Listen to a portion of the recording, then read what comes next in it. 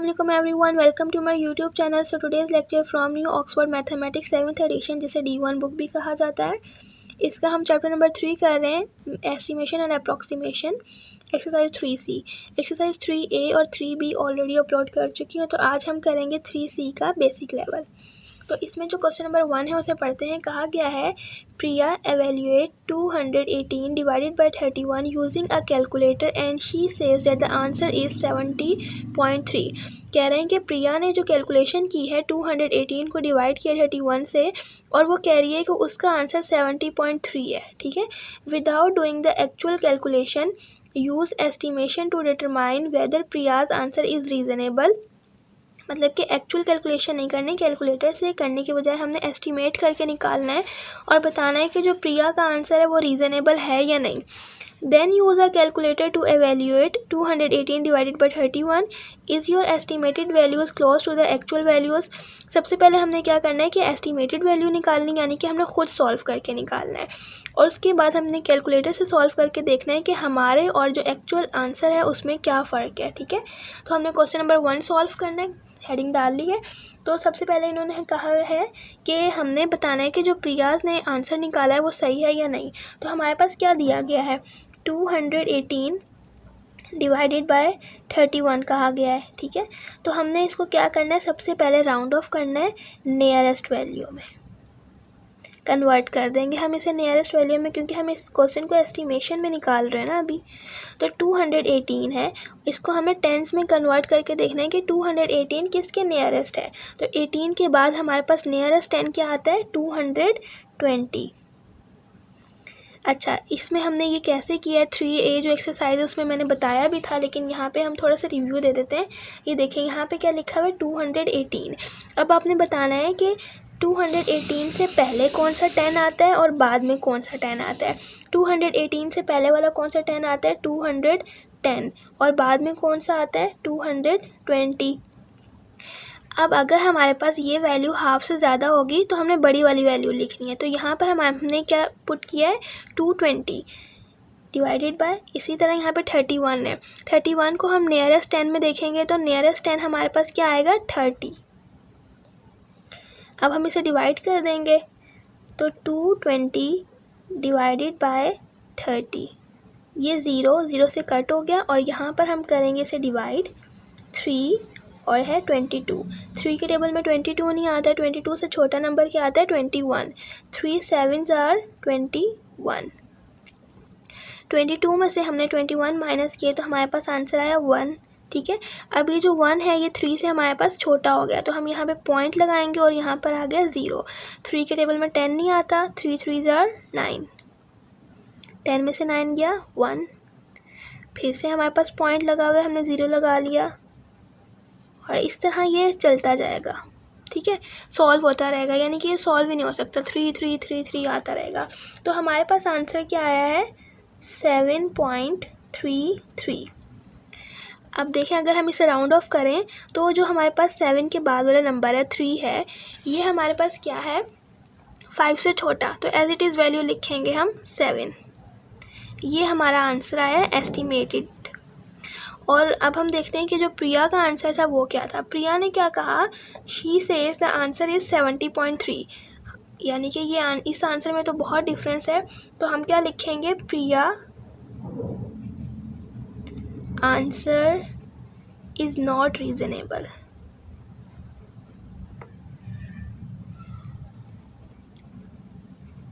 ठीक है. ये हमने किस तरह निकाला था, ये हमारा एस्टिमेटेड वैल्यू थी. अब हमने किस तरह निकालने, एक्चुअल वैल्यू निकालनी, यानी कि कैलकुलेटर यूज़ करना है हमने. तो हम कैलकुलेटर ले लेते हैं, और यहाँ पर हमने क्या करना है, हमारे पास क्या है, 218 डिवाइडेड बाय 31. तो हमारे पास आंसर आएगा 7.03. अब हम यहाँ लिख लेते हैं बाय यूजिंग कैलकुलेटर.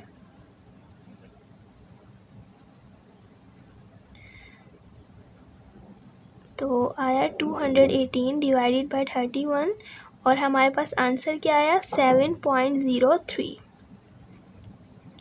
तो हम इसकी डिस्क्रिप्शन क्या देंगे, सो एस्टिमेटेड वैल्यू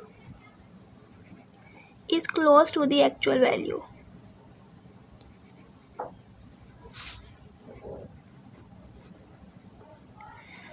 अच्छा, अब हमने ये क्यों लिखा है, वो ये रीज़न है कि हमारे पास जो कैलकुलेटर यूज़ करने से आंसर आया वो क्या है 7.03, और वैसे जो हमारा एस्टिमेटेड आंसर था वो क्या था 7, यानी कि ये दोनों जो आंसर्स हैं वो एक दूसरे के तकरीबन इक्वल आ रहे हैं। तो इसलिए हमने ये स्टेटमेंट लिखी है कि एस्टिमेटेड वैल्यू हमारी एक्चुअल वैल्यू के क्लोज है। अब हम करेंगे क्वेश्चन नंबर 2। क्वेश्चन नंबर 2 में कहा गया है estimate each of the following without using a calculator, then use a calculator to evaluate each of the following. उसी तरह कहा गया है कि सबसे पहले आपने जो हमने दो पार्ट दिए हुए ए और बी, उसे आपने विदाउट कैलकुलेटर यूज़ करना है, सॉल्व करना है, और फिर उसके बाद आपने जो कैलकुलेटर यूज़ करके उसकी एक्चुअल वैल्यू बतानी है। ठीक है, तो हमने यहाँ पे हेडिंग डाल दी है क्वेश्चन नंबर 2 की, और जो पहला पार्ट है वो हम सॉल्व करेंगे। पहला पार्ट क्या है, 2013 मल्टीप्लाई बाय 39। ठीक है, इसमें हम सबसे पहले क्या करेंगे, उसी तरह कन्वर्ट क्या करेंगे, इसको मैं कन्वर्ट कर देती हूँ नियरेस्ट वैल्यूज़ में, क्योंकि ये हम क्या कर रहे हैं, एस्टिमेट कर रहे हैं। हेडिंग भी डाल देंगे एस्टिमेटेड। ठीक है, 2013 है तो हमने नियरेस्ट 2000 देखना है। 2000 हो सकता है या फिर 3000 हो सकता है, तो नियरेस्ट क्या है हमारे पास 2000, तो हम यहाँ पे लिख देंगे 2000 मल्टीप्लाई बाय 39 को नियरेस्ट 10 में अगर हम देखें तो 39 नियरेस्ट 10 क्या हो जाएगा 40। अगर हम इन दोनों को मल्टीप्लाई करें तो हमारे पास आंसर क्या आएगा 80,000। ठीक है, और अब हमने बाय यूजिंग कैलकुलेटर देखना है कि कैलकुलेटर से हमारे पास आंसर क्या आ रहा है। अच्छा, अगर आप कैलकुलेटर यूज़ करेंगे तो हमने इसे राउंड ऑफ नहीं करना, फिर हमने एज इट इज़ लिखना है। तो यहाँ पर जो वैल्यू दी हुई है उसे हम एज इट इज़ लिखेंगे और कैलकुलेटर से सॉल्व करके देखेंगे तो हमारे पास क्या है 2013 मल्टीप्लाई बाय 39। ठीक है, और हमारे पास आंसर आया 78507, तो हम इसे लिख देते हैं 78507। अब देखें ये जो दोनों वैल्यूज़ हैं एक दूसरे के क्लोज हैं, अगर हम इसको भी राउंड ऑफ कर लें तो वो तकरीबन 80,000 के इक्वल आएगा। तो हम यहाँ पे लिख देंगे अपनी डिस्क्रिप्शन, सो सेम डिस्क्रिप्शन लिखेंगे, estimated value is equals to actual value.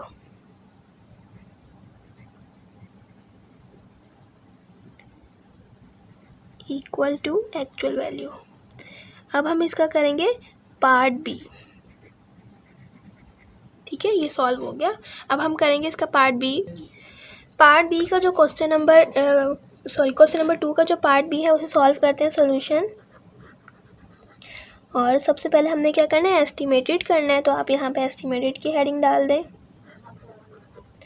अब यहाँ पे क्या लिखा हुआ है, √14.6, यानी कि आपने इसे नियरेस्ट में कन्वर्ट करना है कि ये किसका स्क्वायर रूट हो सकता है, जो कि as it is square root हो। तो वो अगर हम 12 लें, 12 का स्क्वायर लेंगे तो हमारे पास आंसर आता है 144। तो हम यहाँ पर √144, ठीक है, डिवाइडेड बाय, अब यहाँ पे क्या है, क्यूब रूट है।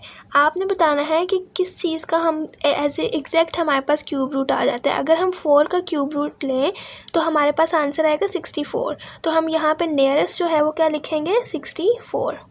ठीक है, अब हम इसे सॉल्व कर लेंगे तो ये क्या हो जाएगा 144 किसका क्यूब है, 144 किसका स्क्वायर है 12 का। तो यहाँ पे हमने लिखा 12 का स्क्वायर डिवाइडेड बाय, और 64 हमारे पास किसका क्यूब था 4 का।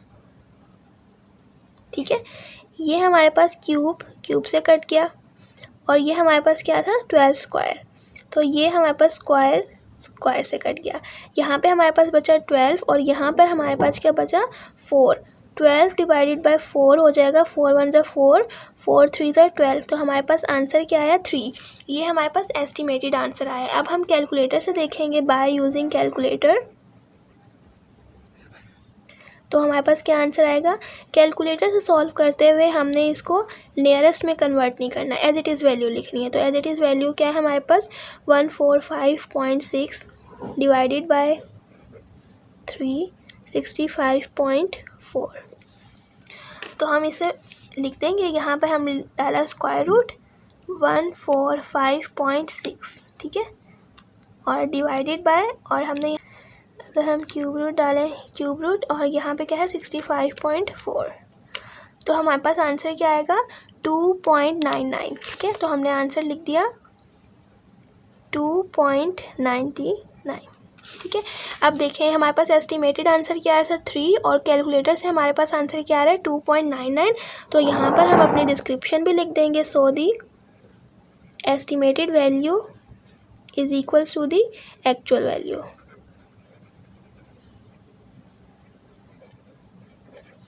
अब हम इसका करेंगे क्वेश्चन नंबर 3।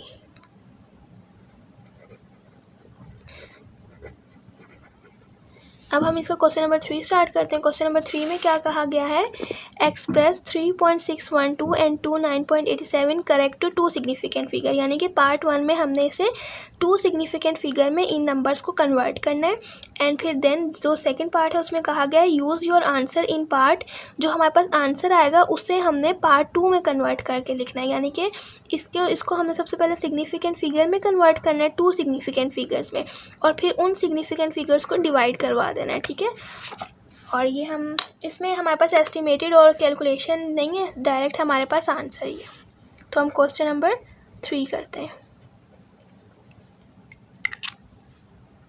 तो देखें पार्ट 1 में क्या कहा गया है कि हमने इन दोनों को पहले 2 सिग्निफिकेंट फिगर में कन्वर्ट करना है। तो मैंने यहाँ लिख दिया 2 सिग्निफिकेंट फिगर का क्या मतलब है, 1 2 यानी कि सिर्फ इतना कन्वर्ट करना है। इसके बाद देखें 1 है, यानी कि इसमें कुछ भी ऐड नहीं होगा, तो ये एज इट इज़ आ जाएगा 3.6, और आगे हम लिख देंगे अप टू 2 सिग्निफिकेंट फिगर, ठीक है। अब सेकंड को भी कर लेते हैं, क्या है 29.8, यानी कि सिर्फ हमने इतना कन्वर्ट करना है, लेकिन इसकी जो बाद वाला नंबर है वो 5 से बड़ा है। 29 में क्या प्लस हो जाएगा, 1 प्लस हो जाएगा, तो हमारे पास आंसर आएगा 30। तो ये हमारे पास आ गया up to 2 significant figure. Part 1 हमारे पास क्या हो गया, सॉल्व हो गया, और पार्ट 2 में उन्होंने हमें कहा है कि इस वैल्यू को आप सॉल्व करें, लेकिन आपने जो नंबर्स हैं वो ऊपर जो आपने सॉल्व किया था आंसर वही यूज़ करने। तो यहाँ पर हम क्वेश्चन लिख लेते हैं 3.612 डिवाइडेड बाय 29.87, ये हमने लिख दिया, लेकिन हमने जो सिग्निफिकेंट फिगर्स यूज़ करना है ये ऊपर वाले करना है। तो वो क्या है हमारे पास, इसकी जगह लिखेंगे 3.6 और इसकी जगह लिखेंगे 30। अब हम सॉल्व करेंगे, अब हम बगैर कैलकुलेटर के सॉल्व करेंगे तो बच्चे जो हैं कंफ्यूज हो जाते हैं। यहाँ पे हमारे पास डेसिमल की वैल्यू और यहाँ पर हमारे पास नहीं है, तो बहुत इजी है। क्या करेंगे, यहाँ पे 1 को जो पॉइंट है इसे हटाएंगे और नीचे आ जाएगा 1, पॉइंट के बाद जितने नंबर है उतने ज़ीरो लगाने। इस पॉइंट के बाद कितने नंबर थे, एक ही था, यानी कि हम यहाँ पर 1 0 लगाएंगे। अब हम इसे कन्वर्ट करके लिख देते हैं, ये क्या हो गया 3610। अगर ये हमारे पास डिवाइड है, हम इसको कन्वर्ट करेंगे मल्टीप्लाई में। मल्टीप्लाई करने के लिए क्या करते हैं, जो नॉमिनेटर होता है वो डिनोमिनेटर बन जाता है और जो डिनोमिनेटर होता है वो हमारे पास नॉमिनेटर बन जाता है। तो ये हमारे पास हो जाएगा 1/30। 36 multiply by 1 is equals to 36 and 30 multiply by 10 is equals to 300, ठीक है। रफ वर्क कर लेते हैं यहाँ पर, और यहाँ पे हमने 300 को डिवाइड करना है 36 से। 36 तो छोटा है 300 से, तो हम यहाँ पर क्या करेंगे 0 और पॉइंट डालेंगे और यहाँ पर आगे हमारे पास 0। अब 300 के टेबल में 360 नहीं आता, तो 300 1s आर 300। 360 में से हमारे पास 300 माइनस हो गया, तो हमारे पास बचा 60, पॉइंट लगा हुआ है, 1 0 हमने ऐड कर लिया। 300 के टेबल में 600 आता है, यस 300 2s आर 600। तो सॉल्व हो गया, हमारे पास आंसर क्या आया 0.12, 0.12, और ये हमारे पास क्या है up to 2 decimal 2 significant figures. क्यों, क्योंकि पॉइंट के बाद वाले नंबर्स को हम काउंट करते हैं, पॉइंट से पहले वाला अगर 0 है तो वो हम काउंट नहीं करेंगे। तो क्वेश्चन नंबर 3 भी सॉल्व हो गया है, ये इसका आंसर। अब हम करेंगे क्वेश्चन नंबर 4। क्वेश्चन नंबर 4 में क्या कहा गया है, a car travel 274 kilometre, it travel an average of 9.1 kilometre on a litre of petrol. कह रहे हैं कि जो कार ने टोटल ट्रेवल किया है वो कितना किया है 274, लेकिन जो 9.1 किलोमीटर पे उसके पेट्रोल कितना यूज़ हो रहा है, 1 लीटर यूज़ हो रहा है। तो हमने बताना है कि write down a calculation you could do mentally to estimate the number of litres use, यानी कि पूरे ट्रैवल में 274 किलोमीटर का जो कार ने ट्रैवल किया है उसमें कितना लीटर पेट्रोल यूज़ होगा, और हमने जो आंसर है वो अपनी एस्टिमेशन में बताना है। ठीक है, तो यहाँ पर हम लिखते हैं कि 1 लीटर पेट्रोल जो है 1 लीटर पेट्रोल में उसने कितना कवर कर लेता है, वो उन्होंने कहा है 9.1 किलोमीटर कवर कर लेता है। हमने यहाँ लिख दिया 9.1 किलोमीटर। ठीक है, तो अब हमने बताना है कि 1 किलोमीटर के लिए, अगर 1 किलोमीटर के लिए कितना पेट्रोल लगेगा, तो 1 किलोमीटर के लिए हमारे पास पेट्रोल लगेगा, इस 1 को हम डिवाइड कर लेंगे 9.1 से, तो हमारे पास 1 किलोमीटर का पेट्रोल आ जाएगा। अब हमने 274 का बताना है, तो हमने 274 किलोमीटर कितने लीटर का हमारा पेट्रोल यूज़ हुआ है हमने ये बताना है। ठीक है, तो क्या हो जाएगा 274 इस वाली वैल्यू में, इस वाली वैल्यू से जो हमने निकाली इक्वेशन, इसमें हमने 274 को मल्टीप्लाई करवा देना है। यहाँ पे 274 मल्टीप्लाई बाय 1 हो गया, और 274 अपॉन 9.1 लीटर, यानी कि इतने किलोमीटर में हमारे पास इतना लीटर यूज़ हुआ है। अब हमने इसे एस्टिमेशन में लिखना है, तो 274 किसके नियरेस्ट है, 270 के नियरेस्ट है, और 9.1 किसके नियरेस्ट होगा, 9 के। ये हमारे पास आ गया आंसर। ठीक है, अब हम करेंगे क्वेश्चन नंबर 5। क्वेश्चन नंबर 5 बहुत ईजी है, उसमें हमें सिर्फ ये बताना है कि जो हमारे पास कलर पार्ट है उसकी क्या वैल्यू है और जो नॉन कलर पार्ट है उसकी। कह रहे हैं estimate the ratio of the area of the shaded region to that of the unshaded region in the figure. कह रहे हैं कि एस्टिमेट करके आपने बताना है इस फिगर में कि शेडेड एरिया का रेशियो कितना है और अनशेडेड एरिया का रेशियो कितना है। तो हमें वैसे ही पता चल रहा है कि ये हमारे पास 1 पार्ट है और ये हमारे पास डबल है, तो हमारे पास रेशियो क्या बनेगा। अगर हम इसको इस तरह कर लें, तो इसके अगर हम 3 पार्ट बना लें तो ये तीनों इक्वल हो गए। ठीक है, अब इसमें एक पार्ट को शेड हुआ है, 2 पार्ट्स को शेड नहीं हुआ, तो इसका रेशियो क्या बनेगा 1:2। तो हम यहाँ पे लिख लेंगे शेडेड पार्ट रेशियो इज 1 और अनशेडेड पार्ट का रेशियो कितना है 2, 1:2 आंसर। होप सो कि आप लोगों को 3C एक्सरसाइज समझ आ गई होगी। वीडियो अच्छी लगी हो या समझ आई हो तो ज़रूर लाइक कीजिएगा और सब्सक्राइब कर दीजिएगा चैनल, अपने दोस्तों के साथ शेयर कीजिएगा। अल्लाह हाफिज़।